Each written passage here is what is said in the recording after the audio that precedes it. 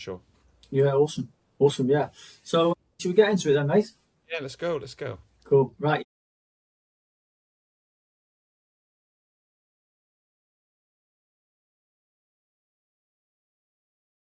Where I've come into it, DJ name Huw Wackman. Right. Yeah, how did Huw Wackman come about? So I'm a turntablist from literally from the 80s, right? I was a break dancer and graffiti, yeah, and then I started DJing. I fell in love with the DJing. First DMC Disco Mix Club competition was in 1987 or 88 in Swansea. And I got through to the night in the heats, and I was known as DJ XL. And first of all, it was XL because I was big. But then, as soon as I read the dictionary and I found out what to excel at something meant, that was it. So I grabbed DJ XL. But now, if you Google DJ XL, there's like endless DJs because people just have no originality now. I've had more names than Jason Bourne, unfortunately. So it was DJ XL, then it was Snare at one point randomly, and then it was Father of Cain for a long time, who was my son, and then it was Bad Meaning Good because everyone just keep taking these names, and then I entered the DMC under a fake name like Stephen King did with the Backman books, so they didn't know it was me, and I just thought what's quite a funny name, and I thought Huw Jackman. I know we look quite similar as well, but I just thought I would use that word. And in hip hop culture, whack means bad, right? So Yeah, people say, and in a lot of the movies, they go, "You whack man, you whack man," and it sounds like Huw Wackman. right. But also the word, I'm a champion DJ, but I'm calling myself whack, so it's sort of ironic name, and it's an unbattable name. You can't battle it because I'm calling myself whack. So if they Yeah, come up and say, "You're whack man," say, "Yeah, yeah, I know, yeah, but I'm proud to be whack," you know. yeah. So I That's use amazing. that. So it was a bit of fun as well. And then when I entered the 2023 DMC, everyone loved the name more than anything else. They go, "Where'd you get that name from?" And it was a talking point. So it was a bit of fun. And like I said, we look very similar, me and Jack. What's his name? And I just stuck. If I was honest, I'd rather use XL because that's how people know me. Like no one calls me Huw Wackman, apart from No, some of the little kids. They go Hugh, and I think that's I don't respond to it because I don't know it. fair enough. Everyone in the turntablist scene knows me as XL. So, Yeah, but I just use it. It's with me now forever no, because that's a I good can't. good backstory, mate. Yeah, it's a good Yeah, backstory, man, it's my origin story. From it's like my yeah, and the superhero. fact that it's sort of unbattleable, it's sort of bouncing it straight back on the toes of somebody coming at you, Yeah, mate, isn't you it? can't really do it. It's quite funny, and yeah, call me whack because I am. It's good. Yeah, that's cool. That's cool. Yeah. So grew up in Cwmbran. So obviously I'm from North Wales. You're South Wales. Yeah, Cwmbran, a mining town. yeah, You said before, full of hills and stuff like that. So your dad was a miner, yeah? yeah. He was in the army for many years. He Mm. started off where I walked to today, right up the mountain. It used to be called Cumlucky, this place, right at Mm. the top of the mountain. My dad, unfortunately, he's passed now, but he was 86 when he passed, and he used to walk to school about 6 miles just with a jam jar and a candle and to Yeah. school and over the mountains and then back. That was it. That's all. Just if you go up there, and at night there's nothing. You got to think No. this is like 1930s, 1940s. So there's no lights, as in on the mountain. This little kid, and he's walking back and forth. It's just awesome. I was thinking this morning, my dad's been running up and down this mountain all his younger life, and Mm. what an amazing experience. Sometimes you think, oh, you've got nothing, and what you're doing up there, living in the sticks, and then you just think it's amazing compared to I was in London 20 years, and Yeah. excuse my language, but it pisses all over that. It's just beautiful. When you finally realise that, I think that again, it's like an epiphany moment when, was Yeah, obviously from North Wales and stuff like that. But we did a lot of travelling over in New Zealand and stuff. But everything I seen in New Zealand, it's literally 30 minutes from me over in Snowdon and stuff like that. So yeah, it's just sometimes you just can't take it for granted. And I think you only start to realise that when you get a little bit older. But if I can start helping the younger generation start thinking along them lines, let's appreciate what you've got right now. And I'm hoping yeah. that can make things better. It's a tricky one. So yeah, so Dad was a miner. He went into the mines really early. I think he was in there like 16. Originally, he went in a few times, but he went into the mines. And back in the day, it was either national service or you could stay in the mines. He used to go on there. Like my old man was awesome. They used to just literally him and his mate Melvin, who was one of his best mates. They used to just go up to horses, grab the mane like that, jump on them, and just run them all over the place. It's just Yeah. outrageous. Like us lot, we're babies compared to them, you know. So he Yeah, did that. that's it. He did that, and then unfortunately, his best mate Melvin, they had a face. Do you know the face in the mine? It's really low like that. And it collapsed, and it killed him, and it No. set a fire under my dad's ass Mm. basically. Thought I'm off. So he went and signed up to the army, South Wales Borders, I think it was. No, it was the Royal Regiment of Wales, I think. Or this, no, it's South Wales Borders originally. Yeah. And he just went all over the world in the army. He was in Hong Kong, Malaya, Aden. He was in Ireland, South Africa. He went everywhere. And then, yeah, he was a good old boy. And then he came back.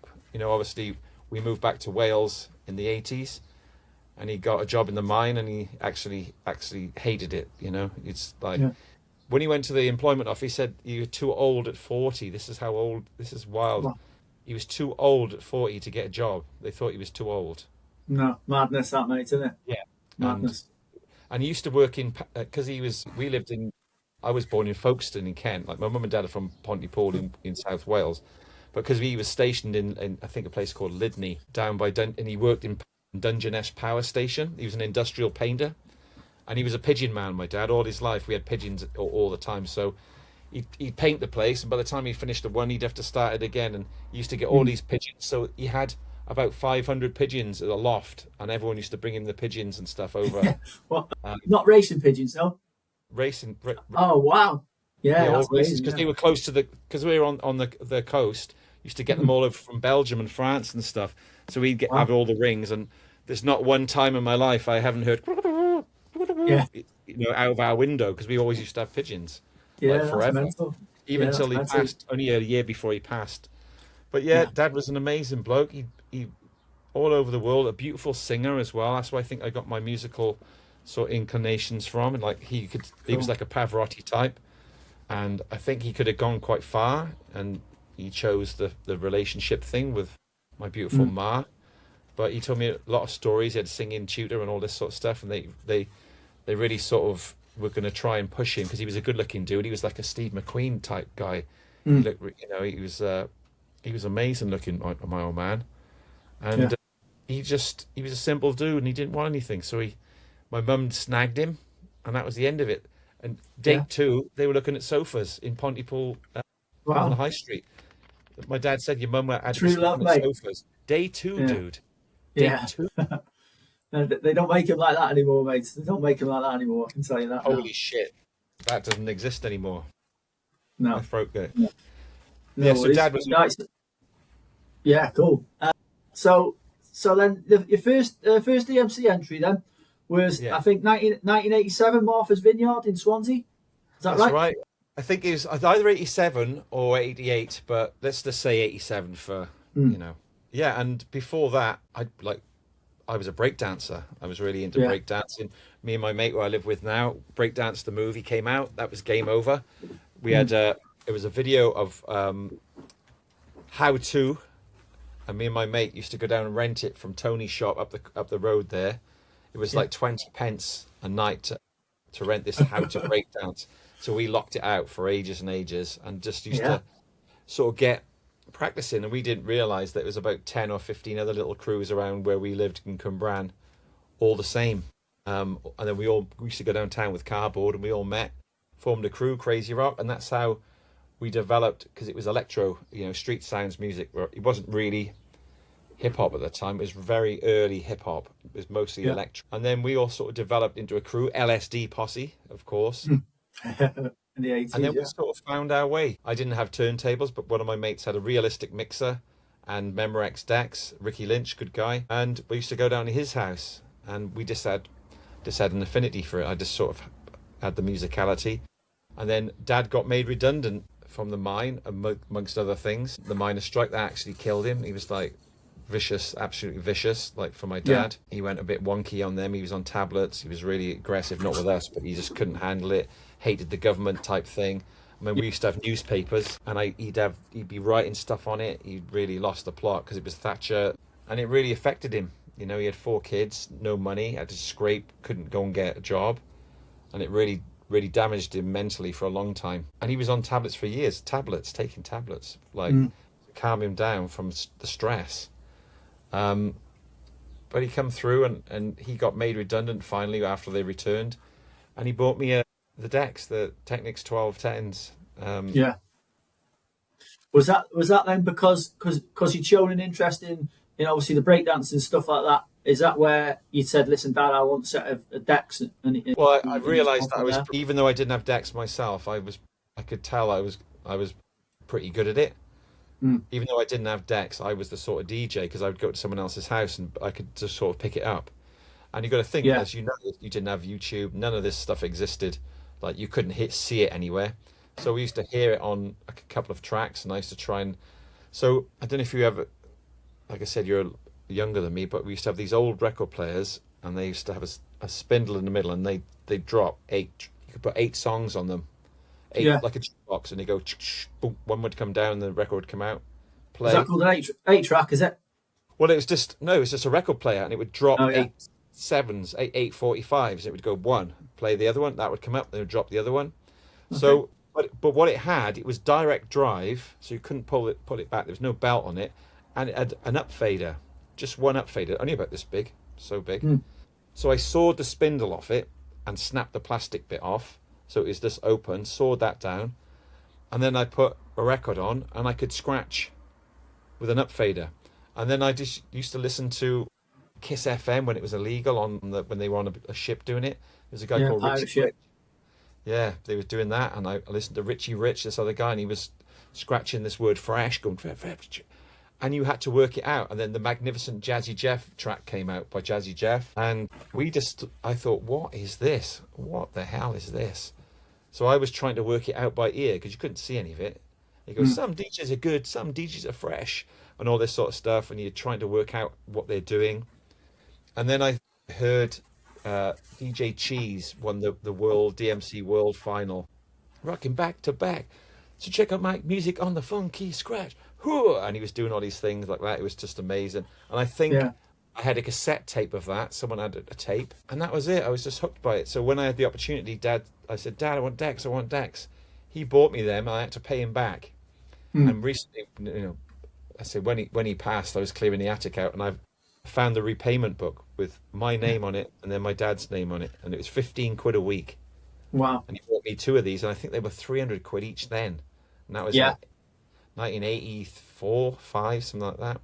But I couldn't use them because I had them both lying there on the floor, and I didn't have the money for the mixer. So I had to wait for the mixer, and I didn't have any records, and I only had £2.50 originally when I first started, pocket money, £2.50 a week. So it took But the fire was lit, though, mate. The fire was lit. Game over. And then literally from starting, it took me a year to get to my first heat, which was Martha's Vineyard in Swansea.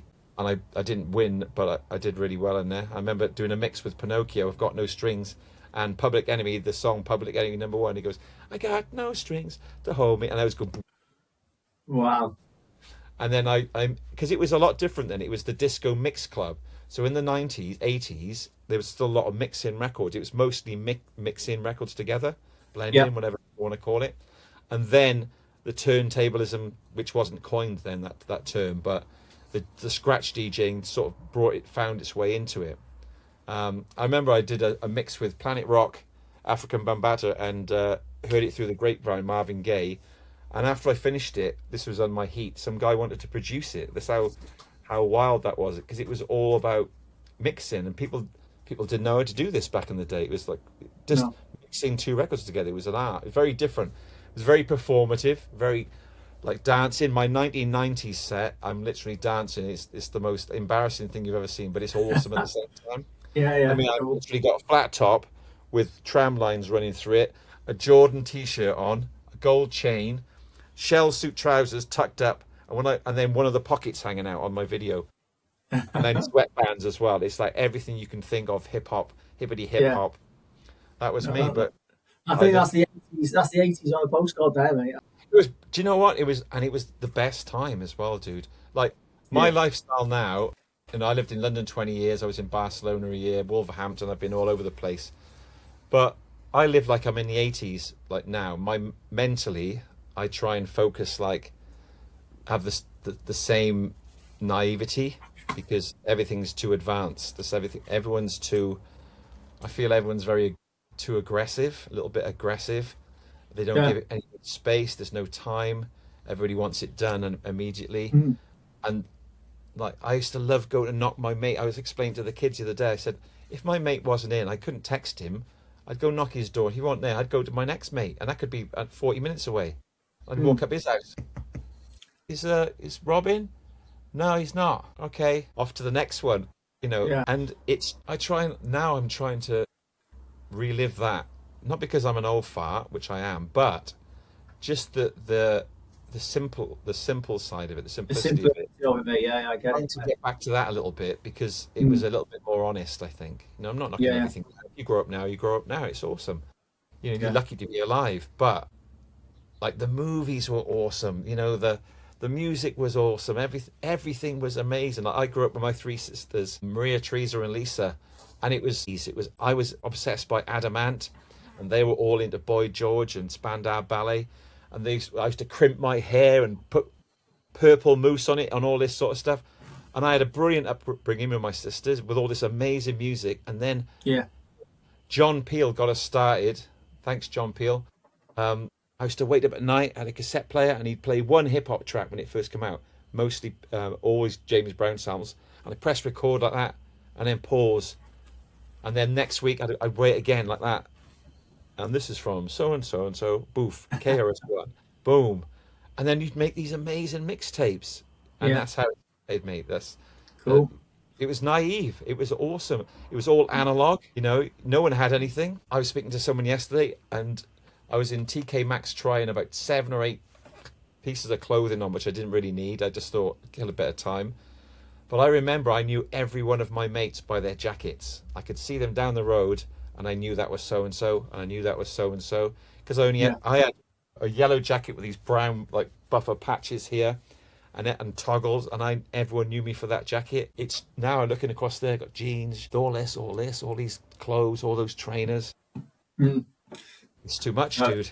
yeah, it's crazy the amount of money. I've got two nephews as well, mate. Yeah, and some of the stuff they think like £800-900 for jumpers and stuff like that. It's just Mental. it is crazy to me, mate. Yeah, and I think what I'm trying to achieve as well is to not to completely go back to sort of your era, my era, but to try and get that little bit of cohesion, is to say let's just make things a little bit simpler for ourselves. Like you mentioned, we're so fast to get stuff done, to be places, to jump in a car, to race off. Let's just Yeah, try and take a step back and start working out the simpler things in life. Like I think families are drifting as well. I think families are drifting apart from stuff like not getting on and stuff like that. I just think let's take it back to a simpler time. The technology is great. I get it. We can use it. Let's try and use it to our advantage. But let's try and get round our mates around the table again. Let's get out in the fresh air and stuff like that. I think. the family thing's difficult because my mum and dad came from his age. I know everything he knows, right? And we're both as savvy as each other on technology. But my mum and dad were far removed from that. They're from the war sort of era, Mm. just after the war. They weren't in the war, but my grandfather was in like an Italian prisoner in a war camp, and they treated him absolutely terribly. Like my dad used to. I don't know if you've heard of him. His name is Mario Lanza. He's a singer like Pavarotti. One of the most. He was described as the first ever pop star. Mario Lanza. Just check him out. He's the most beautiful voice you'll ever hear. But before Pavarotti, and my dad was so in love with that because he was a singer. He called him Maria, Teresa, and Lisa. And then obviously my grandfather hated it because he didn't. It was like Italian sort of sounding names, Yeah. and they treated him very badly in the Second Okay. World War in the camp. He was in a prisoner of war camp. I mean that the distance between my mum and dad and me was massive. As in, Mm. like they like look my wall right. It's just my mum and dad. All it is my mum and dad. Yeah. My beautiful sister died in December this year, and it just really killed me. Really, it was very difficult to handle, sort of unexpected, and like mum and dad were so good to me, all right, but they didn't guide me in any ways. They give me amazing morals and respect, opening door, don't chuck stuff on the floor, be nice to people, be friend to older people, because that's, they got a lot of experience. And they loved me, and they had nothing. My mum and dad never had money, always made food for us. My dad would go out of his way. Used to watch Steptoe and Son on a Friday night, and instead of, he would work in the pit, and it was miles away in Blaenavon, and then Pontypool. He'd go halfway, and then he'd get off, buy us all fish and chips and a Mars bar, and he'd walk the rest of the way. I mean, he'd just done like 12-hour shift under the ground, like dead. And then he'd come home, give us fish and chips, and what's it called? Steptoe and Son was on. I always remember it. It was just awesome. Smell of the vinegar, because I always have extra vinegar on there, and then a Mars bar with me and my 3 sisters. He'd work his ass off. That's it. There was a work ethic there that's unquestioned, mate, and there was a work ethic back then. It's for us, but there was such a gap, as in, like, he didn't really understand what we were doing, what I was doing, and so not in any other way. Like, they were amazing, they cared for me amazingly well, but from about 13, 14 on, it was like the Wild West, really, because I was, and the same with a lot of my friends, we didn't have that guidance, as in, like now, holy shit, like you've got to do your A levels, then you've got to do this, then you're going to do this, and their parents plan everything out. You're going to football at this. I played rugby really, to quite a high level, and that's the one thing my mum focused on a lot when I was a kid. But really, other than that, they didn't have an active structure for me. We lived on this mountain, and boom, I was up there every single day. I was really into bird nesting, watching birds and all this sort of stuff. And then you start meeting these others, and it's like the Wild West. Like, we started drinking at 13. I was 13, drinking barley wine, these little tiny cans of barley wine, really strong stuff, and then parties at everyone's house, and it was crazy. Like, it was really crazy, man. It's like, and they didn't know any of this. They didn't know, so I had to find my own way, like most men do. Like older dudes, no one tells you what to do. You get into a fight, you get punched out, or you punch someone, and then you learn from that. You go to a job and they treat you like crap, or they treat you well. You learn from that. There was no rule books. It is very different. It was very different. I was on my own, even though they loved me. Mentally, I had to. I think, especially as dudes, you have to develop very quickly. What I think that does, it gives you a great sense of humor as well. Because you see so much going on, and you either have to be the funny guy, right, or you're the hard man, or you're the love interest for all the girlies. And if you can be all three, like me, then you've made it. That's it. So you've got that persona, mate. But I get it. Like I said, I've got a couple of nephews as well, and I see the difference in the times that we're sort of in now. We were similar to you. Grew up in a similar sort of vein. I was probably out clubbing 14, 15 years old. Back in the 90s and stuff like that. So times have changed, and I think sometimes, I'm not saying people are mollycoddled now, but you've got to get that little bit of grit back in you and get that bit of determination to sort of succeed. Get that work ethic. Things aren't going to drop in your lap.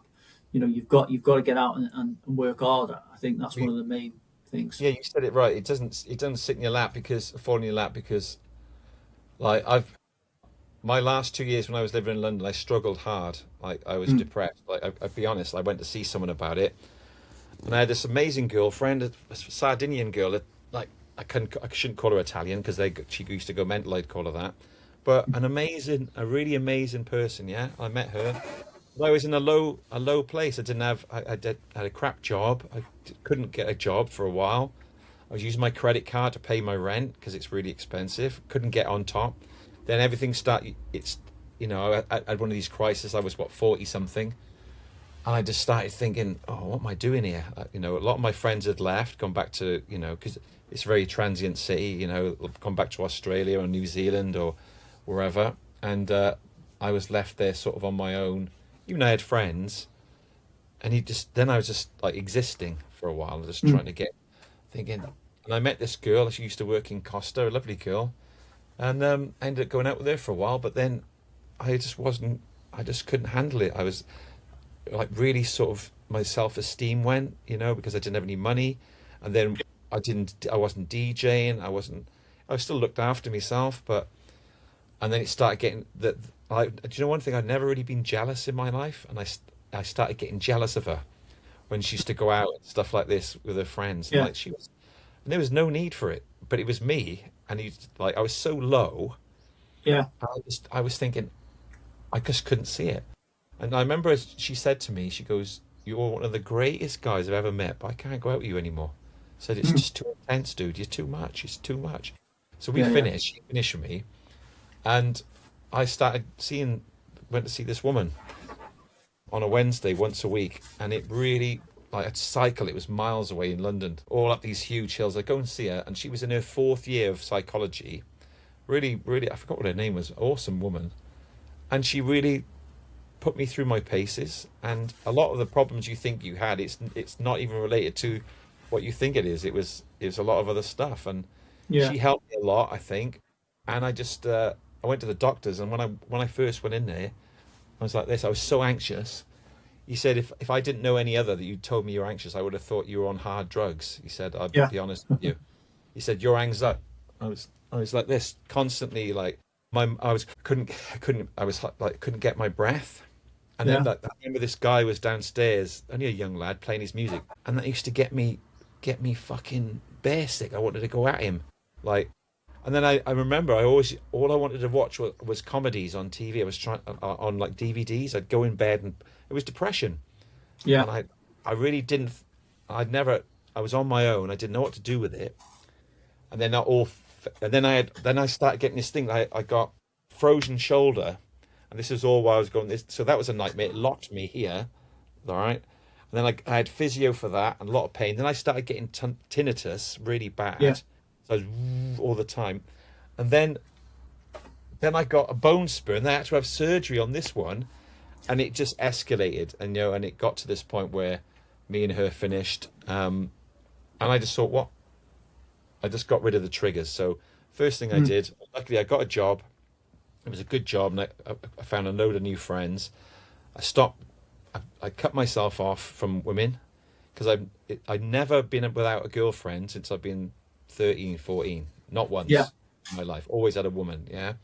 Because I love girls. Like, they're awesome. I grew up with four of them, but like, women are awesome. But I just thought, right, kill this off. And the doctor said, don't drink coffee and don't look at the newspapers. And I did exactly what he said. And it really fucking, excuse my language, it really helped. Yeah. Like, get rid of my anxiety. And I just stayed away from it, the relationship side of things. And I started going from there. Yeah. And I started cycling, and that made a massive difference. Like, my health starting to improve. And then I saw this documentary on YouTube called Dairy is Scary, about the way they treat the cows in the dairy industry. And I just thought, shit. I mean, I used to love milk. I used to remember when we had milkmen, and they used to deliver it to the door, and the blue tits would be on the top, pecking all the Yeah. cream off. Get a bit of the cream. Yeah. But I saw that, and I just thought, fuck, man, that's cruel as fuck. So, am I allowed to swear? Is that right? Yeah. You find all about me. Yeah. So I just said, I was like, fuck me. I've never really been aware of it. I just see a cow and I feel, oh, cow. Never thought anything about it myself. Even, what was I, 40, 47, 48, under 47, 48. And I saw that and I thought, shit, man, that is rough. So Yeah. I knocked it on the head. And then as I was cycling, I was really starting to get fit, because I was doing like 10 miles to work and then 10 miles back. I was doing like almost 100 miles a week just cycling. My legs Yeah. started getting big. I was getting lean. And then as it does, you lead into other forms of fitness. And then I saw the whole thing about the red meat, how that can be carcinogenic, and how the in the arteries and stuff like the cholesterol. And it just led to one thing after another. And I cut chicken out, and then I cut fish out. And then I cut all these other things out. And then when I moved actually back to Wales, I went to Barcelona for a year, then I moved back to Wales. Eggs was the only thing I was obsessed with, because Dad, when I was a kid, he used to make me eggs. He'd make me 12 scrambled eggs in a bowl. 12. In a bowl. Like this. I remember I had a big orange bowl, and it was for cornflakes and scrambled egg. That was it, right? He used to come, he'd make all these eggs. I could hear him doing it like that. And a brown mug, and I'd sit there, and non fail, he would make me that before I went to work, right, every morning, like, and it was 12 fucking eggs. So I was addicted to these things, but eventually I got rid of it, sold all of my trainers, and it changed my mindset. It made it. I did it initially because of the animals, because I felt really guilty, right? And then I thought, shit, it's really, when you look into it, it's rough. I just watched Yeah. one this morning. People like these people beating these poor little things, even in the slaughterhouses, they can't leave them alone. Mm. They're kicking them in the face and stuff. Yeah, yeah, yeah. Oh man, like I tried to put a post on there said if I saw you doing that, I'd beat the shit out of you, and then it wouldn't let me. Right? It'll let them beat the crap out of an animal, little poor little Yeah. animal, but it won't let me say the word shit. No, It's that's it, mate. Yeah. There's no free speech, mate, is there? No, You free can't say speech is the word dying. shit about people who are pieces of shit like that. Yeah. So I it, the point I'm trying to get to, I'll get to the point in a minute, is I went from a really bad place in London. Then just what you mentioned very early on when we were talking off camera, that one thing changed the catalyst of me cycling. Right, Yeah. I cut out the girlfriend thing, so there was no stress, not for now. And I just thought, right, that's number one. And I started feeling better because I didn't have to. Mm. I wasn't worrying about where she was going, and that was my own fault. So I felt better. Then I got a job. Self-esteem went up, and the guys I was working with were awesome. I had a really good group of lads and girls as well. And then I started cycling, so my fitness started kicking in, and Mm. it changed it. And then when I went that sort of sudden, changed the whole mindset. I came to Wales. I ended up going my job in an insurance company. My son's girlfriend got me a job. I don't know, it wasn't ideal, but it was a job, and it was a start back after Barcelona. And it made me realise I can do anything I want at the click of a finger if I really wanted to it, yeah? Yeah. And shift your whole life's work at 46, 47 to eating meat to not eating meat is not easy to do. Most people can't do it. I'm not Mm. about being a vegan. I'm just saying having the strength to shut something out like that after so Yeah. many years. Here's an example. Dad, just before Dad passed, a couple of years, about a year ago in March, I was making him a ham and cheese sandwich, and my mouth started salivating, Mm. right? Because I wanted to eat it. Because my body is like ham and cheese toasty, fucking Worcestershire sauce on it. My mouth started going, I'm not one of these people who won't touch meat. It's like, if you Yeah. eat meat, you eat meat. And it's my dad. So I made him this sandwich, and my mouth was going, I could smell the strong, mature cheese and all the ham. Shit, that's lush.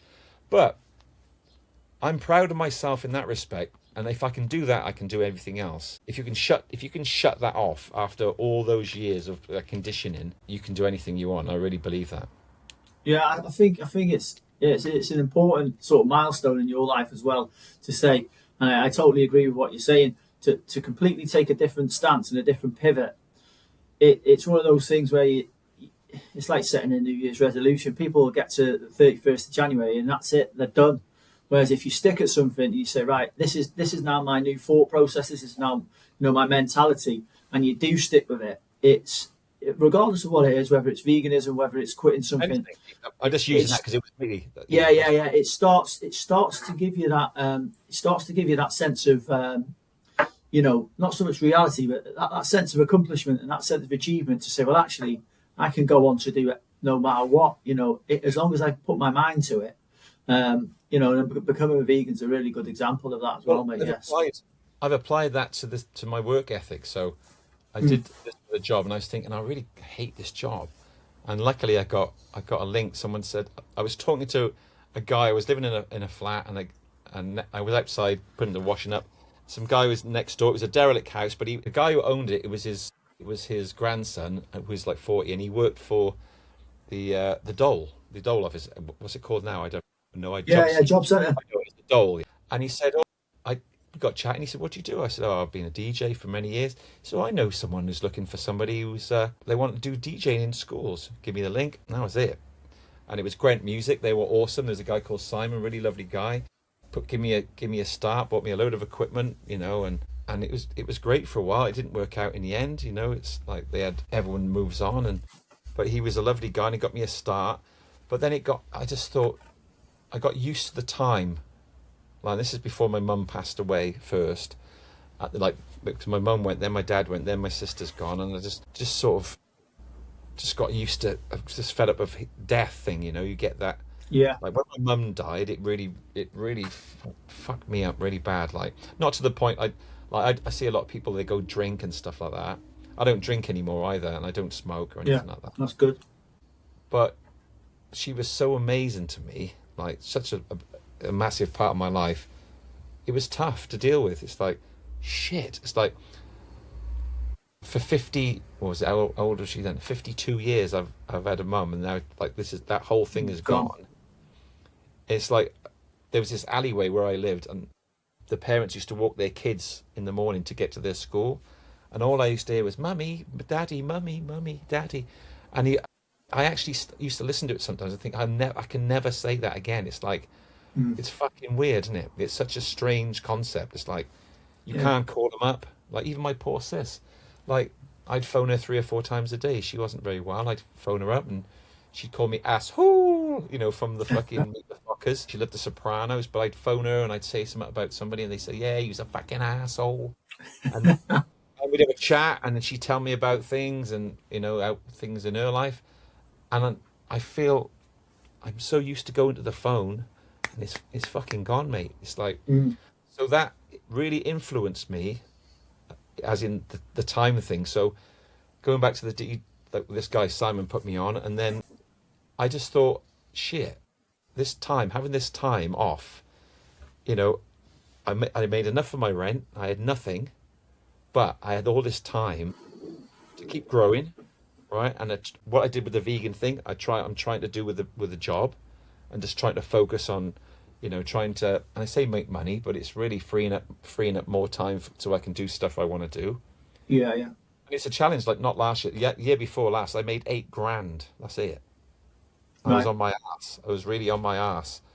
And I thought, how the fuck am I going to do this? This is what I said about going to get a job in the Tesco. And I'm not knocking that job. I've worked every job you can think of, really have. But I thought, look, I've been working so hard to get this, and I'm making 8 fucking grand. But you got all this amazing time, and then you just think, shit, gives me more time to do what I want. And then when you really look at it, what are you trying to achieve? Are you trying to be the best at something, or you just want to be happy? Do you want to be happy, have enough to live, right? Get some nice threads so you can go up the mountain and get nice, or do you want to, what are you trying to prove? Are you trying to prove it to somebody else, or what do you actually need? I've stripped out. I've got my clothes, I've got my laptop, I've got my DJ stuff, and I've just got an FX3 camera, which is amazing. I'm going to get back into filmmaking, and I write screenplays. I really love writing movies. So what I really want to do is just sit my ass down and write movies. But you can't do that at the moment because I need money, and to make money through screenwriting is almost impossible. I suppose the advice and the lesson from that is, if you are going to change your stance on something, and you are going to completely pivot, then if you go all in on it, then what you get from that and the sense of achievement is what I'm trying to sort of pass on to people and stuff like that. That if you are stuck in a cycle, then it's never too late to sort of just listen. I want to change. Yeah. So yeah, it is an interesting story, mate. It's a really good story. It's a good lesson. There's a good lesson there. Yeah. Yeah, it's not easy. I mean, like, you'd be surprised how many people, like, because you're vegan, for example, like, you'd think being against killing something or hurting somebody or something is a good thing. It's fucking mad. I don't get into it with anybody now because I've heard every argument. I've heard all the stuff. I'm not an activist or any of that sort of stuff. But No. I do respect those guys because they get a lot of shit. And all they're really trying to do, they're not trying to tell you what to do. They're just trying to say, look, imagine it was your dog or your loved one, your beloved pet. How would you feel if they did that to that poor little thing? You know, how can you kick the fuck out of something like that? You know, and how can you? It's just bad. It's serial killer action. It's like, if you think of it, it's like serial killers, man. They, like, the first thing they do, they hurt animals because they can. I'm not knocking people, but when you actually think of the psychology of what's happening, it's pretty brutal. I never thought about it before, but I live in Wales and it's like sheep every. And saying, I don't know if it's where you are rurally, but sheep everywhere. And you grow up with all this. There's a little sheep there, but really, it's going to get fucked up. Yeah, it's gonna get slaughtered. Yeah, It's getting cut, and you see all these beautiful cows and all this stuff, and then even like horse, like when you smell like cow shit and all this, you think it's an artificial smell because they shouldn't exist. That shouldn't really be part of the ecosystem because they're bred for something else. So yeah, bred for slaughter. Yeah, yeah, so really it's a strange thing, and I've had a lot of problems with people just like, so I don't talk about it now. Only yeah, people I trust, anything we use trust, and they're surprised. A lot of people go, "You don't eat, you don't eat animals." I said, "No." Why? And then if someone yeah, says that, then I know, and they say, "Yeah, but what if I hear? But what about?" I just go, yeah. That's it. Just switch off, mate. Yeah, I was the same. I stopped drinking. I haven't drank for a good number of years now. And you go out. Obviously, my close mates and that they understand. But someone will sit down and say, "What? You don't drink? You don't drink alcohol?" It's like "You you've weird." got. No, they do. They look at you like Yeah, the last time I had a drink was the before my dad died. He used to like we used to have woodpecker cider. I don't know if you heard of that. Yeah, yeah, yeah, but it used to come in flagons, and when we was a kid, he didn't mind us having a drink. We'd have a drink of that. So I used to on a Friday we'd go shopping, and he was he's in the hospital bed in his room. He'd had carers 5 times a day. And like on a Friday, it was my day. I'd go there and I'd sleep over and made up a bed, and I'd look after him all day, and we sort of took turns. And I remember I've got it here. He got his little sippy cup, like a baby sippy cup, because his hand was like this, yeah. And so he got a baby cup. It's devastating. yeah, But I remember I filled it with cider, and that was the last time I had a drink. Like the first time I had a drink for ages. I would drink with him, like only a little sip. He won't, he was dying. So and then the last time I had a drink was I literally last August. I went to Spain with me in Barcelona with my mate, and we had gin. We had a gin, and I got drunk on gin. But I don't drink. But I'll have a drink if I'm with people I love and care about. Like yeah. I've never sort of abused it in that respect. I used to drink hard when I was a kid, but I never had a problem with it in any way. So it's not that. It's just I know how poisonous it is now. Like I sound like a right boring twat. I promise I'm not that boring, No, but no, it's not, mate. No, I'm in the same vein of life, mate. Yeah, exactly, it exactly. Yeah, actually definitely. ruins you. It actually fucks you up really bad. Like, it took I me, think alcohol's one of the worst as well when you think about it. Yeah, yeah, it took me almost because in Barcelona they have, say that's the bottle, this much is gin and this much is yeah, yeah, yeah, tonic. yeah. Very different world. Like ours is like this, theirs is Mm. like that, and then so I had 2 or 3 of them. Holy shit! Because he lives in the sticks. We got a taxi back. How we got back? We were arming around each other, holding each other up this steep hill like that in Barcelona, right up in the sticks in Carver country, just grapes everywhere. And it took me 4 days to get over that. 4 days. And then when I Yeah, was a kid, I used to go out Thursday, Friday, Saturday, Sunday, Monday, Tuesday work, Wednesday, Thursday, and then repeat and I would puke I mm. would puke every night because I would drink so much. That's how rough. And I can't believe I did it to myself. It's fucking mental, isn't it? Yeah, yeah. And the hangovers now, mate. The hangovers are different now. 4 or 5 day hangovers now, mate. Yeah, I didn't like it. crazy. That's why I don't do it. Yeah. Yeah, throw me some bones. What do you want me to Yeah, talk? yeah. So from there, then, mate. So what was the sort of inspiration? Obviously, you'd had 6 attempts at the DMC, and Yeah. then you were runner up 3 times. What was the inspiration then to get back on the horse and say, "Listen, I want to have another crack at this, and I'm going to win it." Okay, so I moved to Barcelona in 2017, straight from London. 17? Yeah, I moved straight into my mate Stu and his wife Anya's pad. It was amazing. They let me go and stay there. And I started like on Meetup, a DJ school over there, and then couldn't get that off the ground.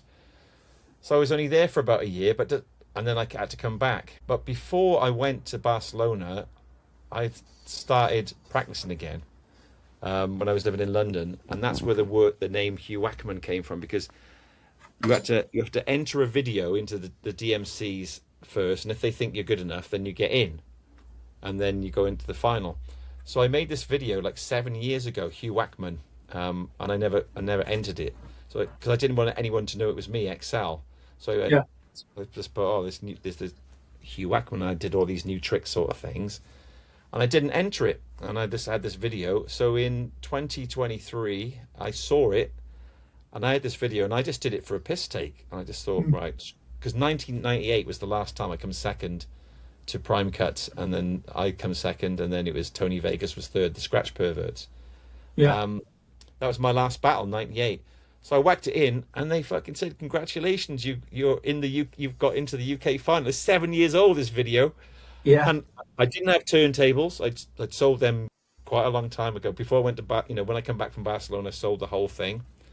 So I didn't have any decks, I didn't have a mixer, didn't have anything, and it was 3 weeks away. So I borrowed my mate Jamie Winchester's turntables. I went and bought a mixer, and then right after that, literally 2 days later, I broke my finger. Yeah. You fell off a bike, did you? Yeah, I snapped my finger like that. I was fucking around no-handed, wasn't I, like this? Because I had shopping on my back, and I was doing like that, going down this like riverfront part. And I was I'm amazing at no-handed. I cycle everywhere no-handed, but I had the weight on me, and I didn't think, and the bars just went bonk like that. I grabbed the bar, and it snapped my fucking top of my finger like that.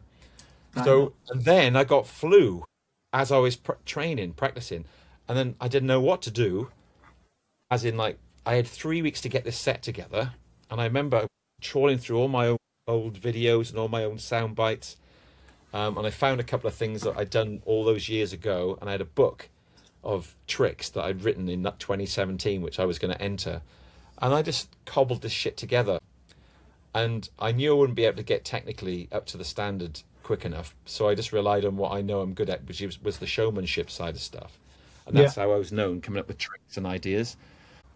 I worked really hard, but I was so ill. I was really, really, really sick with the flu, and I got my mate over, and he looked at it, and he just went, "Yeah, that's it." And then That's good. I didn't know what was going to happen. It happened in Boomtown Festival, and it was on the 50th anniversary of the hip hop's birthday, and I ended up winning it. I went in there, and I won the thing, and that's how I met Dan Prince from DMC, and that's the rest is history. Then I went to San Francisco for the world final, and then I was ill there as well. I was only there 3 days, and I got like bronchitis, and I was so sick. It was unbelievable. So how did you get on in the World Championships in San Francisco then? So I knew I wouldn't place. Well, Yeah. I wouldn't place because number one, San Fran or SF, can't call it San Fran. They hate that; they'll beat you up. SF is scratch heavy. It's where the Scratch Pickles, Qbert, and all those. And I was in Japan in '95 with those guys. Anyway, I showed them the crab scratch, which they use now, and there's a sort of debate who invented it. But, take the credit for that one. Yeah, well, I do. I definitely do.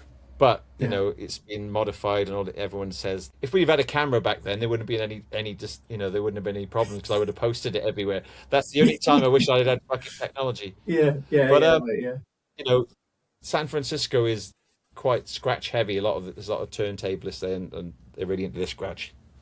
And my style of DJing was very much not that. It's more like a UK style with a lot of showmanship and stuff like that. So I knew I wouldn't place there. But I think I come 5th or 6th in the actual votes. But in the public vote, I was second, and the Aussie guy Max Best was number one. For showmanship, we won it really. Yeah, but it was amazing. I had a brilliant time. But I was really, really ill. Like we had a meet and greet on the Thursday night. I literally got out of bed, went down. It was down in the Tenderloin in San Francisco, which is rough as hell. It's like just full of fentanyl users and stuff. It was really bad. Yeah. So such a shame those people like dealing with that shit. And then I come straight back to bed. But on all the photographs you can see I'm like sweating. I've just got this massive fever. And then I think it was on the Saturday night I went there and I was so sick. I was so ill. And then I had all this equipment because I use a lot of props and stuff. And I turned around and my mate had gone home. He wasn't very well, so he'd gone home in a taxi. So I was there on my own.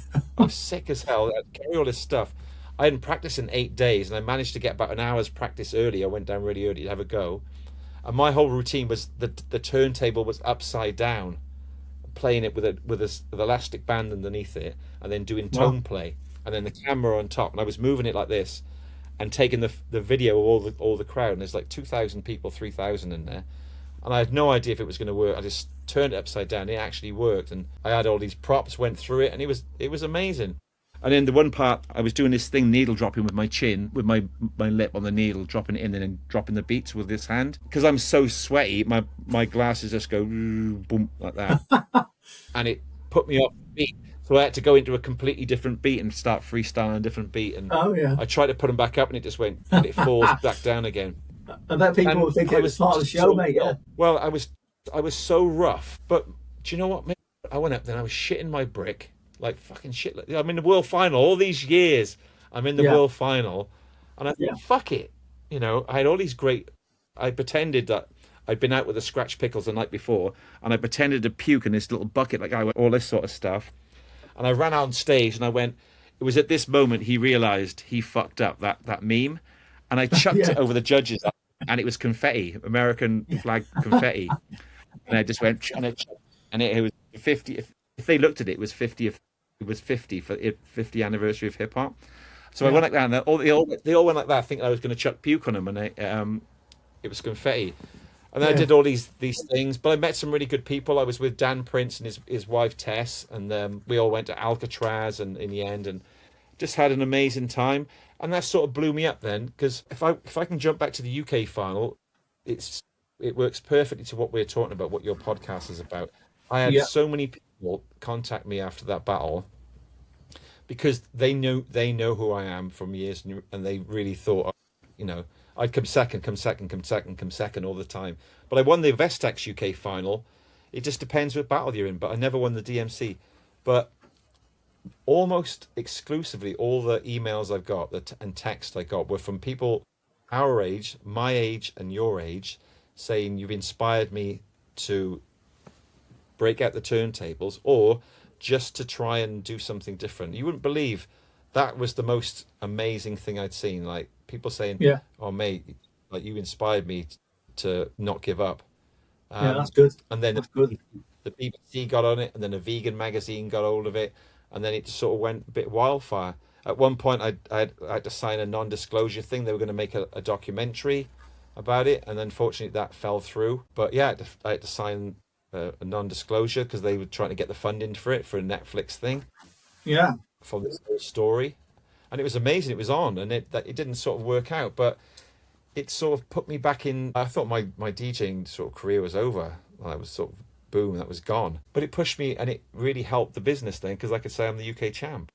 Yeah. Yeah. Yeah. And it gave a big push to the business. But I think what you're doing with the kids and is it a charity as well? It's not a charity because it's a bit difficult to set up a charity, but it's a constituted group, so it's a Yeah. bit easier to set up. But what it does, it opens the doors for us to apply for a lot of grants. Like a lot of the bigger grants are still charity based, but before we were individuals. Me and the guy I worked with, Tommy Boost, this guy, he's a breaker, and we were just feeding off other people. Like we'd have to go to an organization, and they would have to apply on our behalf, and then we'd have to wait for them, and it was a nightmare. So I just thought, screw this. I worked for Able, which is just up the road for adults with learning differences, and we had a meeting with the police. This guy Rob actually just emailed me a grant we applied for, and he said you can't apply for it because you're not a constituted group. So I just thought, screw it. I set it up. That was the hardest bit, setting it up with all the the signatories Yeah. and all Well, that. paperwork and stuff. Yeah. Yeah, it's not too bad in setting the bank account up. But as soon as I did that, then I can apply for all these grants, and then we got 2 or 3 reasonably good ones. Nothing out like crazy. But then Mm. what it does, it's a snowball because now, like, I've got 2 meetings tomorrow now saying, "Oh, we just saw Hip Hop 12. We just saw Hip Hop 12. Can you do this for our children? Can you do this? Our children's got autism. We've got children, prevention, crime prevention. Can you help with this? We're doing a rap with the Canals and River Trust. We're doing like a rap about the area, and they're all little kids rapping about Wales and about what they love and what they don't like about Wales and blah blah blah. And Mm. it's amazing. Like we did one last night. We have one 6 month one just up the road, and we're coming to the end of a 4 month one we do. But the biggest problem we have is the funding to keep it going, because we find talent, and then we haven't got any more funding to do it, and we don't really No. get a lot of help off. I've tried to get long term. We don't really need very much a year to do it, but Yeah. money's hard, especially in the arts. But Yeah. It back to isn't the it? Yeah. DMC stuff, it was That's awesome. it. The Yes. DMC, it really sort of changed it for me again. And then I went on to do my own battle, which is this one, which we did in Unstoppable, which we did in Bristol. I met the Dan and Ollie from the Scratch Cafe. They do a once a month scratch jam for anyone for any age or any background. They can go there and learn to scratch and just jam. And we got together. It was my concept, Unstoppable DJ Battle. I've always wanted to do one. Put it on, and it was just amazingly successful. I got 30, 40 sponsors like Technics. I got Deck Saver. I got Rode. I got Rain. I got all these big companies. It was amazing, and we're doing it again this year. But we're sort of in talks with a couple of people trying to get the funding together and putting. We just got the sponsorship packages and send them out to all the DJs, all the companies. So it's put me back in the DJ world, and I love it. You know, it's really good, and I'm starting to get to know a lot of people there, and it really again, it's don't have a lot of money, but I'm actually just doing the things I want to do. Yeah, do the things you love, mate. And it sounds like you've got obviously the bit between your teeth again in terms of what you used to do in terms of the DMC stuff and stuff like that. And then now you're giving back to the community, and you bringing the next wave of DJs on, which is what my framework is all about. It's bringing the next set of people on, the next generation in some cases, but just giving back to that community and getting that bit of community spirit. And I think it's fantastic what you're doing. Oh, thanks, Dean. This year's Unstoppable. We're putting a section in where we're going to try and get 3 children from, say, 8 up to 15. Hopefully they've got some kind of DJing background, because it's quite difficult otherwise, because we haven't got time to tutor them really. Yeah. So we're going to be remote, and we're going to, if we can get them, we're going to get 3 of the turntables. We're looking for Rain. I need to try and contact Rain to see if they will help us out with that, to send us the turntables for the kids. And then we're going to give them one of these decks each for 6 months, and then we get them in, and they have just a battle between them, and then the winner wins one of the turntables, you know? Cool. But this is the main thing. It's trying to bring the youth up. Like I was teaching these kids yesterday how to backspin, which is using 2 of the same record. It's really tricky. It's really, like, most adults couldn't do it. And, you know, some of the kids couldn't do it. You know, they didn't really know what they were doing. You've got to think there's from 6 to about 40. If I had the time, I could create a national champion without even thinking about it. It's just having the funding to do it, because I can't do it for nothing, unfortunately. You know, I've got to move up. I got to live. Yeah, of course, get that, man. Yeah. It's amazing. It's hard to try and like one of the ones we just did. We had 25 people sign up, and then only like 7 or 8 turn up. You know, it's crazy. Like, I would have ripped someone's arm off to be able to get on a set of turntables or back in the day. You know, there's too much going on. Like we said, they're run ragged. These kids. They've got football. They've got swimming. They've got ballet. They've got disco dance. They've got ballet. They've got hip hop. iPads. And they can't focus on it. Yeah, iPads. And I love the tech, and I love the parents' amazing commitment. But sometimes I just think it's like they just don't want to do it. They just want to sit home and just chill. They want everything to be sort of landed in a lap, mate. And I think that's taken us full circle back to the start there, mate. Yeah. But no, it's a fantastic story, mate. Yeah. If you can let me know when you're when that's going to be, the Unstoppable stuff, and then the other stuff as well. I'll send you an email after this, and we'll I'll see if I can get it promoted and stuff like that, and we'll go from there, mate. Yeah. All right, mate. No worries. That's yeah. I really appreciate you getting me on. It's I hope it works out for you really well. If it helps you, you know, I talk about a lot of different things there, but the main thing for me is just I'll never give up until I have to. That's about it. I think it's probably a fitting end to that, because what I do ask my guests is, what's the one piece of advice you could give to the youth growing up, or to people growing up now? What's that one piece of advice that they can get their teeth into? Well, that is never give up until you have to, because at one point you're going to say in it. And also, I'll say is, depending on what age you are, if you've got a good relationship with your mum and dad and your parents and your family, that is more important than any bling, any watches, any cars, any houses. Absolutely means nothing compared to the loss. When you lose somebody, it's pretty tough to cope with, and that's the hardest thing I've gone through. I lost my mum, and then I lost my dad just during a DMC while I was practicing for that, and then I just had the Unstoppable a week before the battle. I lost my beautiful sister, and you just think, what the, what is going on? And it's tough. I'll be honest, I haven't got anyone to talk to about it. I've got my sisters, and we meet and we talk, but other than that, I'm on my own. It's like same Yeah. with everything. Dudes are on their own. I haven't got a missus to go and catch up to and cry with. It's you've got to try and find someone who's a friend of yours, and like, there's nothing wrong with offloading it to somebody else to help you through it. Because Not at all, mate. No.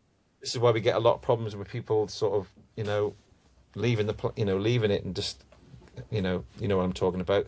Yeah, Just of don't course. hear it anymore because No, they no. just have to channel it. Especially if you go down the booze line and the drugs line, and then you have a problem like this. Like if I'd have been in a situation where I was a weaker person, I think I would have really struggled with that. Yeah. So one thing that changed, that mindset made me realize that I can overcome stuff. So don't give up and love your family. That's all I got to say. Yeah, that's good, mate. Yeah, I appreciate that, pal. Yeah, thank you very much. Thanks for So, asking. yeah, no worries. Thanks very much. This is Maya Lloyd, and he's been on the Hex Effects podcast. A DJ named Huw Wackman, formerly DJ XL, and thank you very much for coming on. All the best, Really mate, nice. and we'll speak soon. Look after yourself. Best of luck. Take care.